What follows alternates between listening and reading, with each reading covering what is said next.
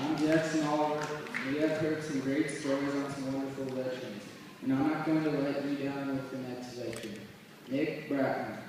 Nick enlisted into active army in 2003. He received his basic training in Fort Benning, Georgia. He didn't know what to expect about basic training, and overall it wasn't as bad as what he had previously heard. On his first day of service, he was told that within 7 days, he would fly to Iraq for their mission called Operation Iraqi Freedom. He was only in Iraq for a month. Their station was at Fallujah. For those of you who don't know what FOB means, it stands for Forward Operating Base, and Fallujah was the town. Nick said that he thought it was rough in Iraq until he went to Afghanistan. The mission in Afghanistan was called Operation Enduring Freedom. In Afghanistan, he encountered combat around 9 times a day, which would total to about 238 gunfights in his 8 months and 19 days of service in Afghanistan. Half of the company were casualties, wounded or killed. What he remembers most about Afghanistan was its atrocious smell. It smelled like rotting trash, but he also remembered how beautiful the country was, minus the war. Nick's job assignments consisted of fire team leader and radio operator. As fire team leader, he would be responsible for 4 other soldiers' rates of fire, and he needed to gather information about the raids and report that to the squad leader. His responsibilities as a radio operator was to keep communication open between a platoon and company. During his service, Nick had 3 injuries.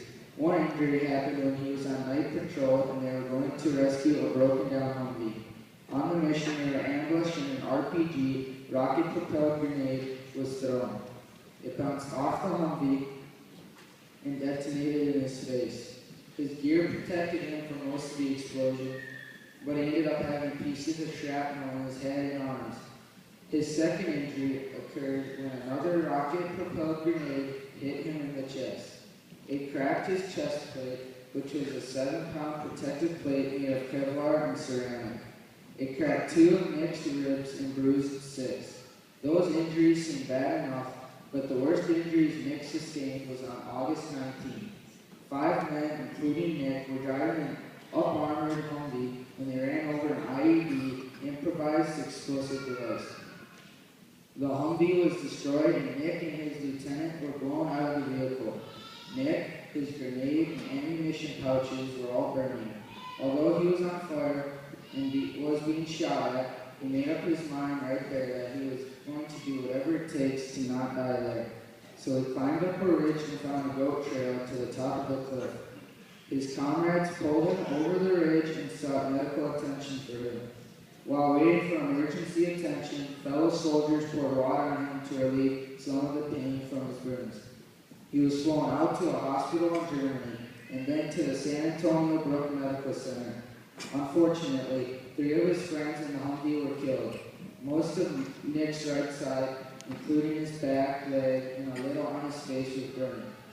62% of his body was burned, and 58% of that was 3rd-degree burns, which is the worst kind of burn you can get. Nick was sedated for 44 days and only remembered waking up twice.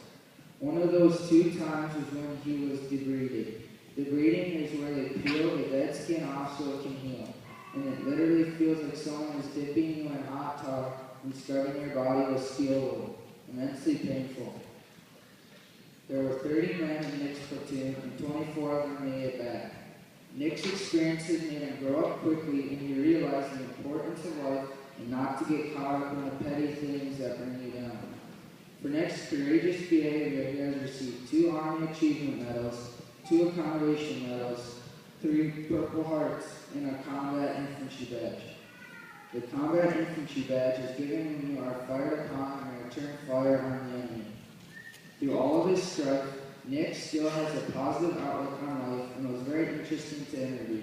I like the way Ronald Reagan summed up his views of unity. If we ever forget that we are one nation under God, then we will be a nation gone under. Nick, I cannot thank you enough for your loyalty to our country. You are so deserving of our applause. Thank you.